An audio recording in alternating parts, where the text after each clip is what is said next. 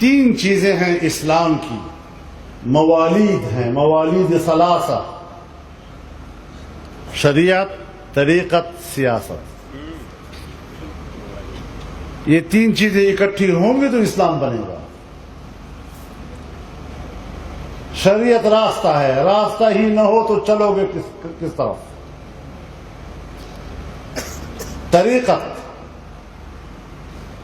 راستے پہ چلنے کے اصول سکھاتا ہے، راستہ ہو اور چلنے کا ڈھنگ نہ آئے تو سفر کیسے کرو گے؟ اور سیاست، جب راستے میں مشکلات آتی ہیں تو مشکلات کو دور کرنے کا نام سیاست ہے۔ اب ظاہر ہے جب آپ ایک راستے پہ جا رہے ہیں، مشکل مرحلہ آ گیا، پتھریلی زمین آ گئی، جھاڑیاں آ گئی، تو وہاں تو پھر کچھ کلہاڑا، ڈنڈا ونڈا، یہ چیزیں پھر ہتھوڑا وغیرہ لینے پڑتے ہیں نا۔ تو جب آپ استعمال کریں گے تو شور بھی آئے گا نا وہاں سے، تو اس لیے سیاست کے ماحول میں ذرا شور و غوغا رہتا ہے۔ تو آپ راستے کی مشکلات کو دور کریں گے تو پھر تو کم از کم شور و غوغا تو ہوگا نا۔ اور فرمایا یہ تینوں چیزیں ہوں گی تو اعتدال ہوگا۔ اگر صرف شریعت ہے اور طریقت و سیاست معاون نہیں ہے تو پھر نفس شریعت سے وابستہ ہو جانے والا آدمی وہ تنگ نظر ہوا کرتا ہے، وہ پھر بند حجرے کا ملا ہوتا ہے، انتہائی تنگ نظر ہوتا ہے، دوسری بات ماننے کو تیار نہیں ہوتا۔ اور اگر صرف طریقت ہو، شریعت و سیاست معاون نہ ہو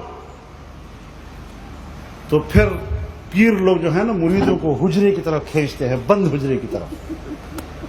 تو یہ جو بند کمروں کی طرف مریدوں کو کھینچنا اور بند کر دینا، یہ رہبانیت ہے، اسلام کا مزاج نہیں ہے۔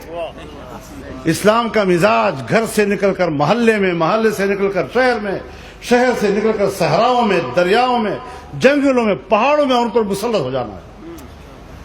وَلَقَدْ كَرَّمْنَا بَنِي آدَمَ وَحَمَلْنَاهُمْ فِي الْبَرِّ وَالْبَحْرِ وَرَزَقْنَاهُمْ مِنَ الطَّيِّبَاتِ وَفَضَّلْنَاهُمْ عَلَى كَثِيرٍ مِّمَّنْ خَلَقْنَا تَفْضِيلًا۔ یہ مزاج ہے اسلام کا۔ لہذا صرف طریقت اور پیری مریدی یہ آپ کو کھینچتی ہے بند حجروں کی طرف، جو رہبانیت کی علامت ہے، یہ اسلام کی مزاج سے مطابقت نہیں رکھتی۔ اور اگر سیاست محض ہو اور طریقت شریعت اس کے ہمراہ نہ ہو تو پھر تکبر اور نخوت پیدا کرتی ہے۔ نرے سیاستدانوں کو دیکھو، سب متکبر ہوتے ہیں، مزاج میں تکبر آ جاتا ہے، ہم بڑے لوگ ہیں، تکڑے لوگ ہیں، یہ ہے، وہ ہیں، اقتدار والے ہیں۔